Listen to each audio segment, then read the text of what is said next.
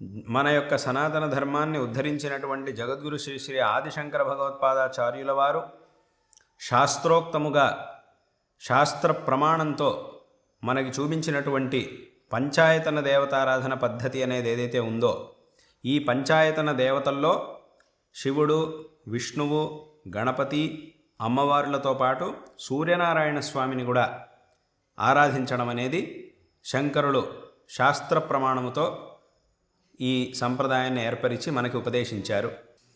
అందుకే ఉపనిషత్తుల్లో కూడా ఉపాసన గురించి, పరమాత్మ యొక్క ఉపాసన గురించి చెప్పేటప్పుడు ఏషోంతరాదిత్యే హిరణ్మయ పురుషో దృశ్యతే హిరణ్యశ్మశ్రు హిరణ్యకేశ ఆప్రణఖాత్ సర్వ ఏవ సువర్ణ మొదలైనటువంటి ఈ ఉపనిషద్వాక్యాల్లోనూ సూర్యమండలం అంతర్గతంగా పరమాత్మ యొక్క ఉపాసనని చెప్పారు.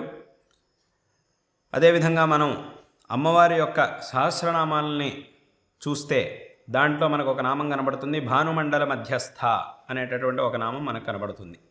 అంటే ఆ సూర్యమండలంలో అమ్మవారి యొక్క ఆ దివ్య చైతన్యం అనేది విశేషంగా ఉన్నది అని అక్కడ అమ్మవారి యొక్క ఉపాసనను చేయడం. అదేవిధంగా పరమశివుడి యొక్క ఉపాసనను చేసేటప్పుడు ఆదిత్యాత్మక శ్రీ రుద్రస్వామి అనేటటువంటి మాటతో భగవంతుణ్ణి కీర్తించి రుద్రోపాసన చేయడం అనేది కూడా విశేషంగా ఉన్నది. అదేవిధంగా సూర్యనారాయణ స్వామి అని అంటున్నాం. స్వయంగా శ్రీ మహావిష్ణువుని స్వరూపాన్ని కూడా మనం ఆ సూర్యుడిలో ఆరాధించడం. కాబట్టి ఆ ప్రత్యక్షమైనటువంటి సూర్యమండలంలో సూర్యనారాయణ స్వామిని ఇన్ని దేవతా స్వరూపములుగా ఆరాధించడం అనేది వెనకటి నుంచి కూడా వస్తూ ఉన్నది.